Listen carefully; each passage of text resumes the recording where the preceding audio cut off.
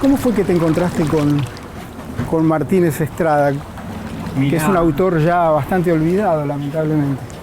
vos sabés que la experiencia es traumática en la circunstancia, Ajá. porque yo estaba detenido a disposición del Poder Ejecutivo con otros presos políticos, y entonces, para despertar nuestra imaginación, alguien, por suerte, de esos amigos, esos compañeros que me acercaron radiografía de La Pampa, Sí, sí, de Ezequiel bellísimo Martínez texto. Estrada.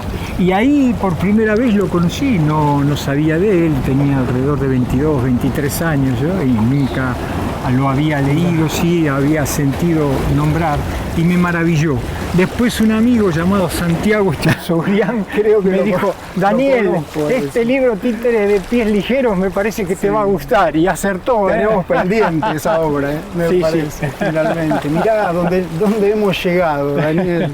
Qué lugar tan maravilloso al que me trajiste, Santiago. Es este lugar, no lo conocía, este lugar del río, donde Sí. atrás está la ciudad. Sí, sí. Y hacía tanto tiempo que no hablaba de títeres o de teatro en un lugar como este, tan Sí. abierto. El río, la reserva ecológica, algún buque que pasa, es como que el puerto mismo nos abriera un espacio de poder conversar de las cosas que nos apasionan. Así es. Y que que nos pulsan la vida. Siempre para mí es un gusto, es una necesidad, Daniel Finelli, escuchar lo que vos estás viendo en esto de la actualidad de lo bello, el pálpito de la vida en relación al quehacer artístico, porque finalmente sos un maese, sos maestro, es un oficio muy caro a la sociedad, a esta ciudad.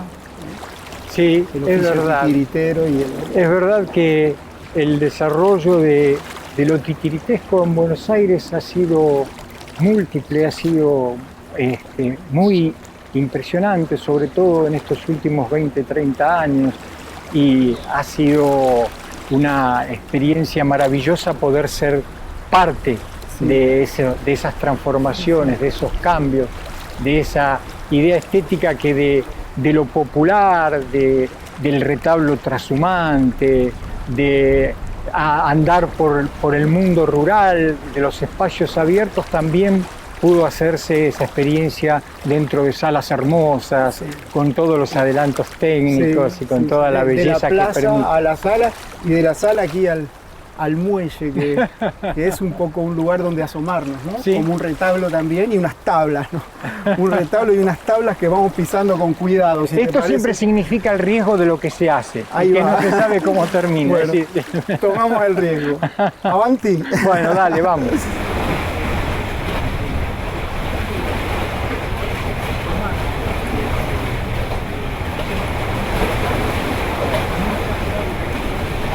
Pienso en el oficio titiritero, en el oficio actoral, en términos como de reserva, ¿no? Acá tenemos la reserva ecológica, esa reserva interna que te va haciendo tu formación y tu experiencia, ¿no? Cómo se vive hoy eso en el escenario, cómo se disfruta o acaso se padece.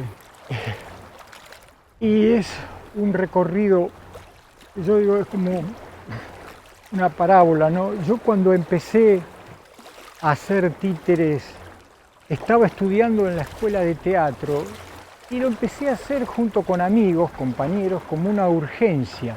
Era la década del 70, yo tenía 19 años, ¿sí? Y resulta que íbamos a los lugares a contar historias que hablaran sobre la necesidad de los cambios sociales, de las transformaciones políticas. Estábamos muy influidos por todo lo que sucedía en el mundo. Y era casi, se tomó el teatro de títeres en ese momento, yo lo hacíamos nosotros como un teatro urgente.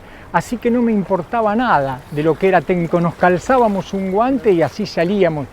Podíamos ser técnicamente desastrosos y no lo sabíamos. Pero de algún modo el esplendor de esa obra era la urgencia misma, ¿no? Exactamente. La vitalidad que eso le Era aportaba. el medio para Sí. poder comunicarnos con un público, ¿no? Luego, cuando ya empieza uno a hacerlo, profesionalmente empieza a deslumbrarse quizás por el estudio de la técnica, por cómo se construye, si es un guante, si es un guayán, si es un bunraku, y entonces empieza a estudiar todo eso y a ver cuál es el origen de estas estéticas, de estas formas de interpretar y de manipular que generalmente tienen origen en Oriente, ¿no? Y luego ahora me pasa que eso va quedando atrás porque finalmente el público y la comunicación que se establece con el público solo es qué es lo que vos estás transmitiendo desde la pura pulsión, desde la pura actuación. Que ya no es urgencia necesariamente. Exactamente. No es aquella urgencia, pero sí es algo espontáneo. Exactamente. Queda la pulsión de la belleza de querer ser. Yo creo que cuando, por lo menos a mí me pasa, que cuando yo voy a interpretar, cuando empiezo una obra, aparte una función de hacer los ejercicios para que mi cuerpo pueda estar en disponibilidad, siempre me planteo aquellos orígenes y digo, esto siempre tiene que ser un medio, yo tengo que llegar, y me sirve a mí para poder tener la necesaria presencia en el escenario y estar. Cada uno tiene sus recursos. Yo siempre me afirmo en eso, que están en mis orígenes y que me dicen que el ángel de los titiriteros me dijo, bueno, vos estás en mi equipo, estás acá, bueno, voy a ayudar, voy a tratar de hacer las cosas de la mejor manera para poder cumplir. Y a esta altura hay como un cierto olvido ya de lo aprendido, ¿no? Sí. Casi como viene a ser implícito el elemento técnico que seguramente mucho trabajo lleva, ¿no? Lo hay. Trabajo y amor, pero que ya queda como incorporado a tus engranajes internos, ¿no? Hay dos situaciones. Una como intérprete o como director, cuando hablas con tus colegas, uno eso ya lo tiene absolutamente incorporado, está olvidado pero está adentro. No, olvidado para adentro. Lo llama y está ahí. Y también hay una parte que se necesita conceptualizar porque yo tengo también el rol de docente, de maestro. Entonces los chicos, los muchachos y las muchachas que estudian te preguntan mucho de eso, quieren descubrir también ese universo que alguna vez de alguna manera vos discurriste, y ellos lo transitan a su manera en estos tiempos donde hay tanta información dando vueltas. Tanta inmediatez también. Tanta inmediatez. Quizá allí confrontan las urgencias de los jóvenes de hoy con los recursos de los maestros. Yo soy un maximalista de que en mis clases todo para, todo el ritmo para, solamente tenemos el ritmo que le ponemos nosotros. Saquemos el ritmo de afuera, saquemos toda la cotidianeidad y adentro de la clase es como casi una misa laica. Nosotros estamos acá, nos buscamos nosotros, nos miramos a la cara, miramos nuestros objetos expresivos que son los títeres. Y eso decís requiere como una suspensión del tiempo. Hay un trabajo físico, un trabajo corporal y después hay un trabajo emocional que hacemos todos los encuentros. A mí me gusta más llamarle menos clases que llamarlo encuentros, ¿no? Yo me encuentro con los muchachos y las muchachas que estudian con nosotros, que se forman, y con ellos hago una especie de ensayo o ensayos semanales, encuentros del diálogo donde aparece la palabra poética, donde a mí me gusta que aparezca la palabra poética, y en ese discurrir aparece lo técnico también, ¿no? Porque vos sos de esos, de los que todavía valoran, jerarquizan la palabra, la forma de la palabra, el discurso literario y sobre todo lo lírico, ¿no? Un lirismo, pero que no es sin palabra. Hoy hay mucho teatro físico, teatro de la imagen, ¿no? Teatro del cuerpo, y también, bueno, teatro de objetos, pero de objetos en tu vertiente al menos. Absolutamente. Objetos que vienen como animados de una palabra poética, ¿verdad?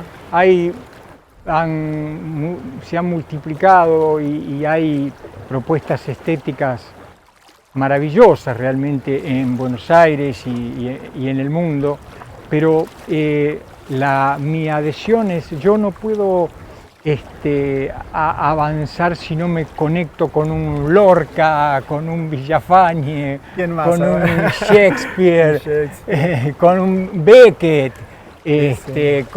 con Ibsen. Es decir, yo siempre les digo a los muchachos, cuando empezamos a trabajar juntos, bueno, miren, esto es una travesía, es un viaje. Para hacer un viaje y llegar a buen puerto, qué mejor que hacerse acompañar por los poetas, por aquellos que embellecen la palabra, que nos saben, descubren y buscan y bucean en intentar encontrar esa relación entre la belleza y la verdad.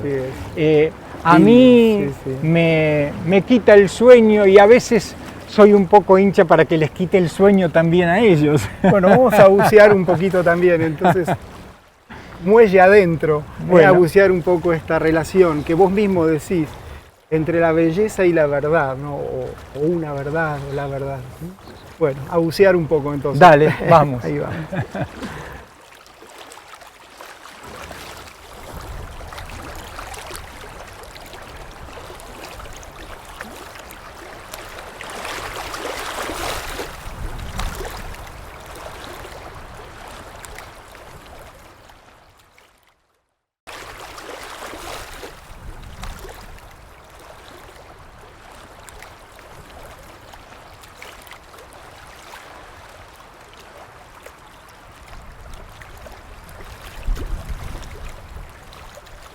Son esta relación de la verdad y la belleza y la bondad, en todo caso, el bien común, no sé, bien, verdad y belleza, ¿no? Que vos decías, de Aristóteles viene eso, ya, ¿no?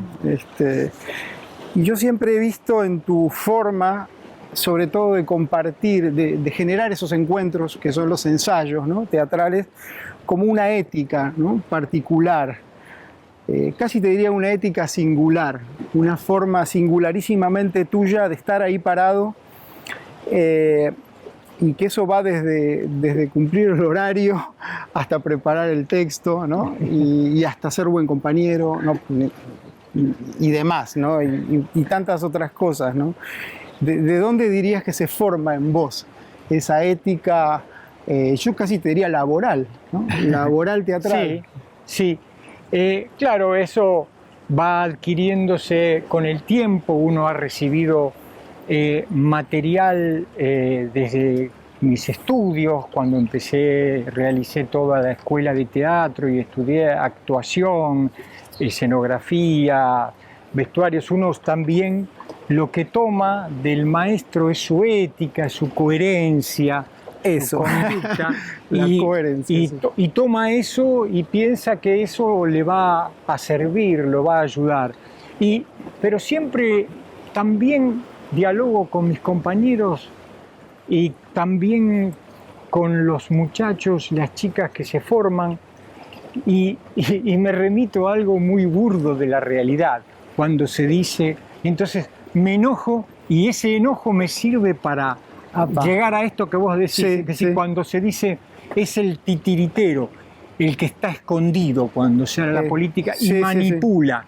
Pero resulta que yo les digo... Palabra difícil esa, ¿no? Exactamente. Que se usa en manipulación. Fíjate, un ser humano escondido que manipula a otro ser humano para ocultar la verdad. No. Como era caballero, tan valiente en valentía. El caballero de la mano. Sí, él decía, fue en las fiestas de San Juan. Fue en las fiestas de San Juan. Me acuerdo ahora cuando, si tuviera que evocar lo que primero me venía a la cabeza, y me venía hace un rato caminando contigo al lado del río, era cuando hicimos una vez en la selva, sobre cuentos de Horacio Quiroga, y tortuga que es curada por el hombre este que vive en la selva. Sí. Es el personaje que es ese alter ego de Quiroga, ¿no? Sí. Y que después lo trae a Buenos Aires, cruzando todo el río Paraná y el río de la Plata, presumimos, para llevarlo desde la selva misionera hasta Buenos Aires para que el hombre se cure de su fiebre, sí, ¿no? Como respuesta a que este hombre lo había salvado cuando la tortuga se hallaba herida y enferma. Sí, sí, sí. Y pensé me vino un poema, siempre lo recuerdo, porque a veces también lo trabajo mucho con los muchachos, un poema de Bertolt Brecht, que, mirá, es parte de su devocionario del hogar, ¿no? Ajá.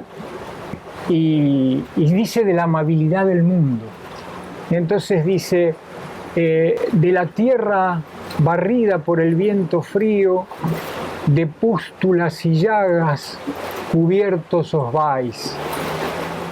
Casi todos al mundo han amado si un pedazo de tierra les dieron.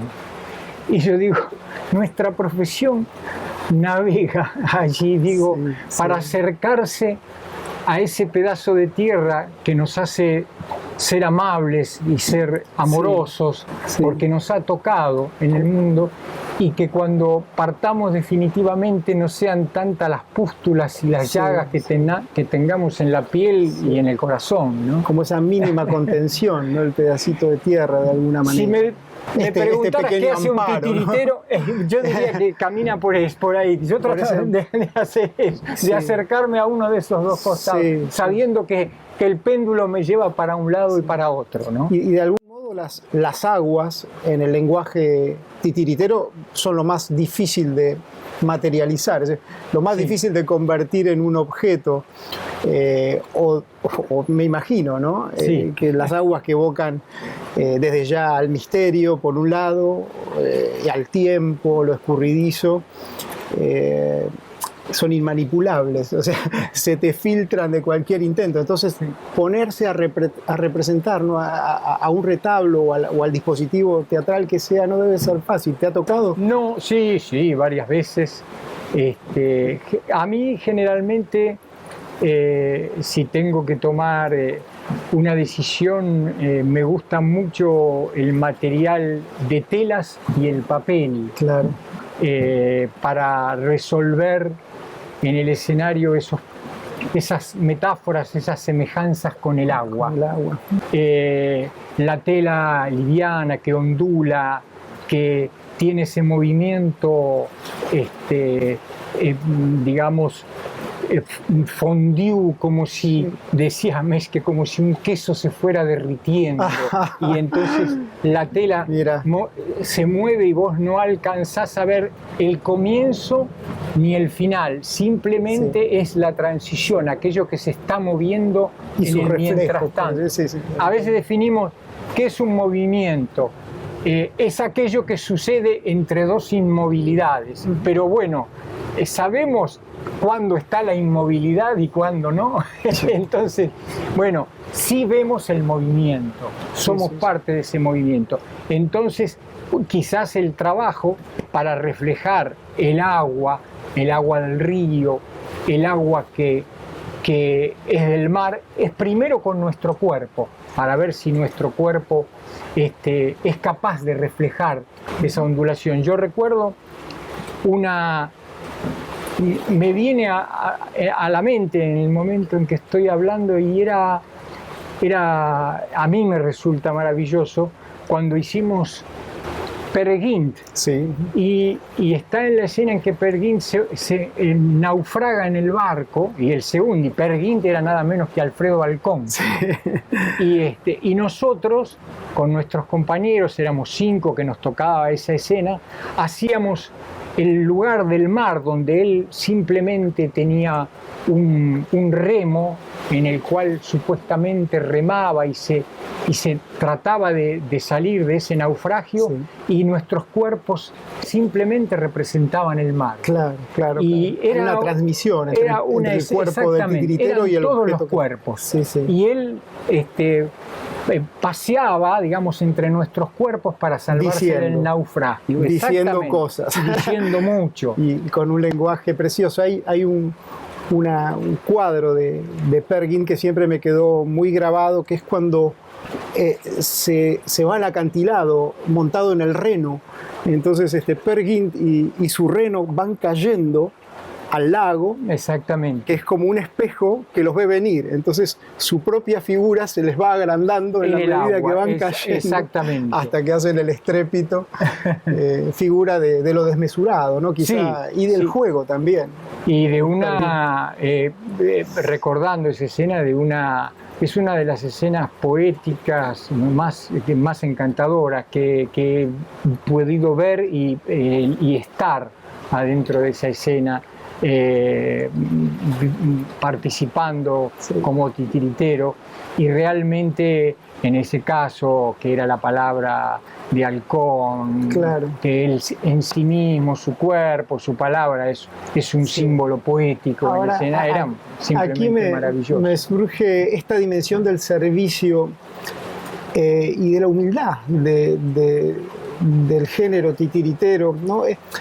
Porque ahí está Alfredo Halcón, ¿no? Y ustedes son como servidores de uno que en ese momento está siendo un actor de prosa, digamos, ¿no? Y esto de que siempre el titiritero forma parte de una especie de, no sé si decir de retaguardia anónima, ¿no? Donde lo que luce, ¿no? No es su rostro, ¿sí? ¿Acaso su voz? Es, como vos lo decís, la palabra que usaste, anónimo. Uno debe asumir el cierto anonimato en la profesión, porque aquello que el público ve puede ser el títere de Romeo, el títere de Julieta, el títere del zapatero o de la zapatera prodigiosa o de Don Cristóbal, pero no ve, a veces no se encuentra y no sabe tampoco quién es el titiritero que le está dando su vida, su hálito. Y eso es parte de la profesión, eso es asumir el rol donde estés oculto o no estés oculto, asumís dar vida para que sea un objeto al que llamamos títere, el que exprese, el que medie, sí, entre el público y vos. ¿Y eso también te habilita acaso a una libertad distinta? ¿O no? Libera muchísimo, libera. A mí personalmente me ha ayudado muchísimo a sacar cosas que yo mismo no sabía que tenía y que disponía como material actoral, ¿sí?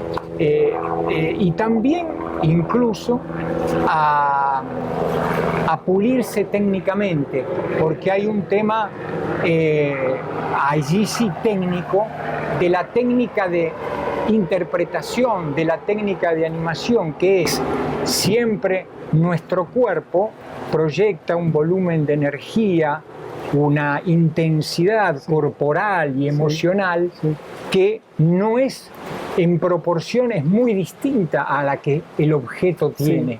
Sí. Y entonces, y un deseo también, ¿verdad? Exactamente, sí, sí, sí, que debe transmitirse a ese objeto, y ahí sí hay una forma técnica, hay un desdoblamiento para que esa energía pase desde nuestro cuerpo al cuerpo del objeto. Allí está quizás el secreto, claro, de la interpretación. Sí, sí, sí. Esa desmesura, llamémosla así, que puede tener por momentos el cuerpo del actor, el cuerpo del intérprete, no es la desmesura, no es la misma que pasa al títere, no, donde los mecanismos técnicos funcionan de otra, sí, naturaleza, sí, sí, y donde el objeto tiene su propia forma de comportarse. Si es un material de papel se comporta de una manera, si es cartapesta de otra, si es madera de otra, si es una tela también. Pero siempre se comporta, ¿no? Porque su porte depende también del otro y está de alguna manera, hay una decisión de por medio, hay una palabra, un lenguaje, en todo caso, que hace de su vida un comportamiento, ¿no? Tratamos de que sea una relación amorosa. Tratamos. Y que no andemos a las patadas con el títere, sino que nos amemos desde el primer momento. Pero a veces no sucede así, sino que ese encuentro entre el titiritero, el intérprete dramático y el títere lleva un trabajo, lleva un tiempo que no está dado desde el primer momento. Bien. Y ahí también entran, si es que está en manos de uno, si es que está en manos de otro colega, cómo se construye, porque debe haber una relación muy, muy íntima entre el cuerpo y la emoción del actor y el títere y los mecanismos del títere. Sí. A veces un títere puede tener una belleza visual imponente y el titiritero le resulta incómodo para manejar, le resulta ingobernable por momentos. ¿Vos hablarías ahí de una relación de familiaridad con el títere o de adopción o de amistad o de otra cosa? Pueden ser, los resultados deberían ser fructíferos, los caminos pueden ser los que cada uno tenga, los resultados deberían ser fructíferos en términos estéticos y expresivos. Yo tengo una relación muy amorosa, muy apasionada con los objetos y tengo, con el paso de los años, el hecho de ir de a poco.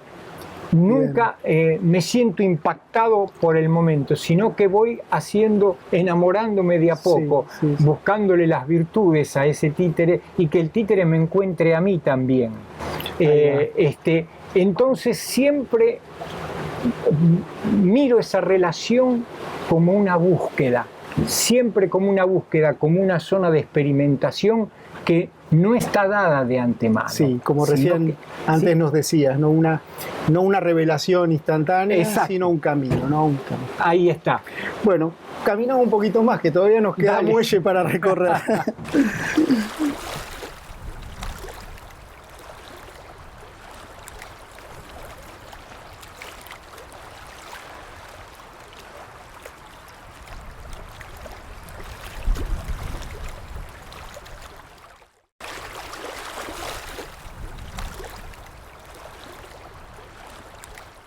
Yo me acordaba de los riesgos de esto, de una anécdota que contaba Villafañe a propósito también del río, que se cae con su canoa, se le da vuelta en el río Paraná y entonces rescata lo que puede y sale por los caminos, entonces se lleva lo que queda de su retablo, de sus títeres al hombro y camina. Y en el camino se encuentra, no sé, con unos gitanos que iban en auto, en una camioneta, y le dicen, bueno, pero hay que comprarse esto, hay que modernizarse. Entonces le dice, ¿acaso no te aprieta, no te pesa todo eso que llevas encima? Y él le dice, ¿y acaso no es hermoso cargar y ser apretado por lo que uno ama? Mirá, qué lindo. Cargar y hasta ser apretado, por lo que uno apretado ama. Como constituido. Exactamente. Celebro la ocasión, Daniel, de poder escuchar lo que estás viendo, ¿no? Siempre necesito eso de maeses, o sea, de personas como vos, que las hay muchas en Buenos Aires. Personas que además de hacer en el arte, piensan el arte y lo transmiten y lo enseñan, ¿no? Así que un poco quería escucharte eso, o sea, ¿cuál es el pulso que estás sintiendo a este momento, esta actualidad, ¿no? De lo bello, pero en tu transcurso, ya sea en tu sensación interna, tu pálpito, tu deseo, tu inquietud, o sea, ¿en qué andás? ¿Qué estás investigando? A mí lo primero que me ocurre, creo que desde hace mucho tiempo, pero ahora quizás particularmente, yo soy un adversario de las cantidades, de las producciones por hacer, vamos a hacer esto, vamos a hacer lo otro. Me gustan más esos momentos, esos instantes poéticos en la intimidad de la profesión que se logran, nosotros lo sabemos, en un instante del ensayo, en algunos momentos de las funciones, en algún espacio de investigación asombrosa donde los alumnos, los chicos que están aprendiendo, muestran algo que tienen adentro suyo y que de golpe aparece, sí, y que a vos se te manifiesta como una revelación y lo querés capturar y tratás de ayudarlo, de decirle que ha atrapado algo maravilloso y que es, sí, propio de él. Sí. Y eso a veces me produce una sensación de cierto malestar con todo lo que es superestructural, vamos, entiendo, a hacer esto, vamos a hacer aquello, sí, vamos a hacerlo para tal, digamos, público. Es como lo proyectual contra lo auditivo, o sea, estás, sí, como más a la escucha atenta, ¿no? de un destello, sí, casi, sí, casual, quizás, ¿no?, tenga de belleza que por ahí hasta un alumno te lo aporta, ¿no? Tenga que ver con la, como decía una escritora, con la injuria del paso del tiempo. A ver, ¿cómo sería eso? La injuria del paso del tiempo lo que hace sobre las emociones, a pesar de que pasa el tiempo, tenemos, sí, que tratar de que eso que quede en nuestro corazón sea lo mejor que podamos tener y podamos transmitir. Y entonces uno lo que le pasa es que se vuelve más selectivo, sí, desecha, sí, sí, saca sí, cosas.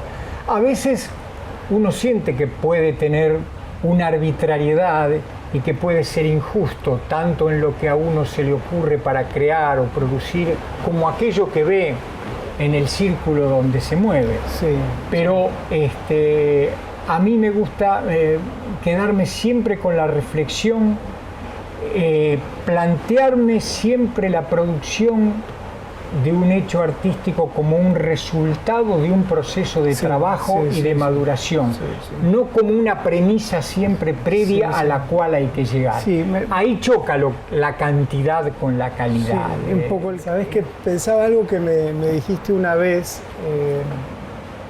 en esta historia tan linda, ¿no?, tan entrañable que traes de tu propia historia, y vos me decías algo así como que tu memoria te sigue, ¿no?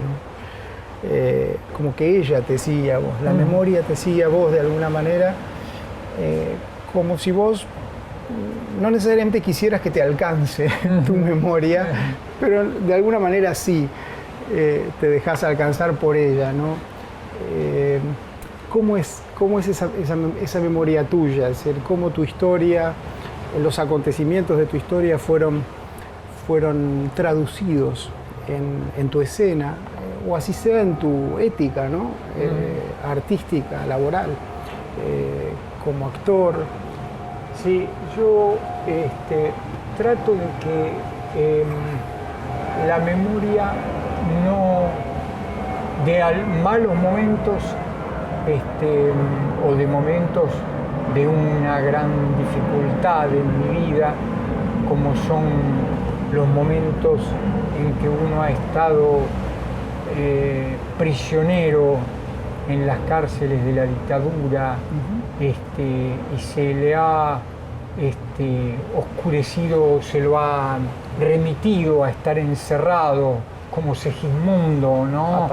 En su celda, y tratando de imaginar. Hoy te contaba que ese espíritu es el que me hace recordar menos los momentos, claro, malos, que ese cuento que te contaba, decir que Jack London, ante esa misma historia, puedo escribir El vagabundo de las estrellas, es decir, me tienen Preso, me tienen ¿no? prisionero, me ponen un chaleco, me encierran, pero yo puedo contar todo esto porque mi espíritu es libre. Sí. Entonces, eso es lo que es quizás parte de mi lucha actual y donde uno está más sereno porque han pasado los años y entonces puede elaborar mejor eso con más piedad y menos resentimiento, digamos así. Y también con la posibilidad hasta de tomárselo con humor, de reírse de uno mismo. A estas distancias. Sí. Y eso trato de tenerlo siempre presente cuando estoy ensayando, cuando estoy en las funciones, cuando estoy trabajando con alumnos o cuando estoy simplemente andando en un colectivo o en un tren y miro por la ventanilla. Siempre, no es como vos decías al inicio, viene, me sigue, pero yo trato de que me sirva también a mi finalidad estética y a mi finalidad humana. Siempre he sorteado creo, la posibilidad del resentimiento. Sí, yo siempre casi hasta del rechazo. Te he visto siempre una persona luminosa, agradecida en tu trato de amistad y en el escenario. Y si bien tu temperamento es profundo, ¿no? Y no le haces, no esquivas a los trágicos, ¿no? Así todo, siempre estás con tu frescura y tu luminosidad, y yo conozco tu historia, me la has contado, así como lo has, y has tenido episodios ciertamente muy, muy duros, ¿no? Y entonces uno ahí se pregunta, ¿no? ¿De dónde brota esta frescura tuya, ¿no? Este ser agradecido, en todo caso, y esta capacidad de no devolver el mal con mal, ¿no? Algo así. Se ha dado, a veces las cosas son más accidentales o misteriosas de lo que uno supone, pero en todo caso, si hubiera ese plano consciente donde uno puede racionalizar y verse uno mismo, diría que ese espíritu que uno puede traducir en alegría, en generosidad, si la tuviere, creatividad, en creatividad y en transmitir aquello que tiene momentos poéticos, es la victoria, si querés, entre comillas, ponela, que uno ha tenido sobre el adversario que le ha querido hacer daño. Amén, sí. Porque si uno estuviera igual que el adversario dañino que le quiso hacer mal y lo quiso matar, digamos, por lo menos espiritualmente, es probable que de esta manera uno le esté diciendo: no lo lograste. Así es. No lo lograste. Es la pequeña victoria, pero yo lo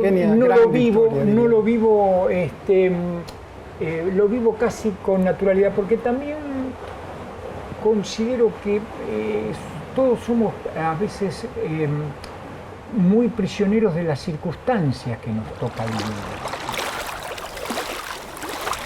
Me decía mi abuelo y mi abuela: vos, Danielito, a pesar de todas las circunstancias que sean difíciles, siempre sea agradecido.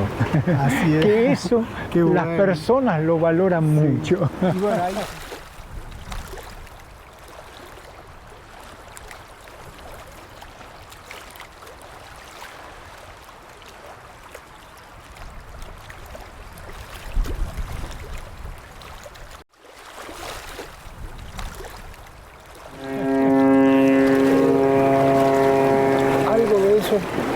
escucho en en lo que vos me estás contando recién, y esta capacidad tuya de ser como un pescador de instantes, ¿no? De instantes de belleza, de lugares donde se pone en juego algo de lo bello, pero que viene también a elaborar esa historia que se ha vivido, ¿no? Sí, es la idea de que en realidad esa historia que se ha vivido está presente, está siempre presente, siento yo, en cada uno de mis actos y mucho más en cualquier acto que tenga que ver con los títeres y tenga que ver con el escenario. Solo que, como vos comentabas recién, está elaborada y trata de devolver de mí aquello que mejor ha quedado después de esa experiencia dolorosa, sacrificial, por momentos muy cruel, donde no solo lo que te pasa, sino aquello que ves, te resulta a veces insoportable. Y ahora no tendría para mí demasiado sentido transmitirla como yo la viví, sí, porque sería un hecho quizás más periodístico, si querés, documental. O un repetir la parte dolorosa. En el proceso artístico yo ya eso lo tengo elaborado y trato de llegar a mis colegas, a mis compañeros de trabajo, a los muchachos que estudian conmigo, de la manera donde yo ya creo de alguna manera sorteado eso y lo he elaborado estéticamente también, ¿por qué no? Algo me sonaba de lo que decías recién, como que vos en ese momento de violencia, de crueldad, de alguna manera algo de lo muy íntimamente tuyo y vital lo pudiste resguardar, refugiar de esos, no sé, tentáculos, llamale. Sí. Pero ahí vos decías algo queda, pero más bien pienso que has refugiado de tu alma, o en tu alma, muy en lo profundo, este sentido de la belleza asociado a la gratitud, ¿no? Al ser agradecido, aún en un contexto tan violento, feo, adverso, y como si hubieras tenido ahí un pequeño, no sé, un cofre, un templo. Es la palabra, sí. Yo iba a hablar de una trinchera de poesía, de espiritualidad que se transforma como en un lugar inexpugnable para el otro, para el que te quiere hacer daño. Se guarda y se tiene, porque en la vida después, como uno siguió, la sacás otra vez elaborada y decís, ahora puedo sacarla otra vez y aprovechar algo mi amoroso, libertad. ¿No? Es amor, es amor. ¿Dirías que eso es de una persona? ¿Eso es lo sagrado? Sí, me animaría a decir que eso es algo trascendente, es algo que en mí revela a la persona que está conmigo, que a veces puedo no ser yo, pero soy yo también. Hablando de títere, que es alguien que soy yo y que no soy yo al mismo tiempo. Eso que está en el cofrecito, que estuvo en el cofrecito y que yo lo voy sacando ahora elaborado, soy yo. Por momentos lo tuve que guardar y yo tuve que ser otra cosa, pero cuando tengo la posibilidad de sacarlo todo, y en estos momentos de la vida creo que me pasa, bueno, trataré de brindarlo, es decir, dar eso es darme a mí mismo en lo mejor que tengo, es lo que conversábamos. Y nosotros agradecidos. Bueno.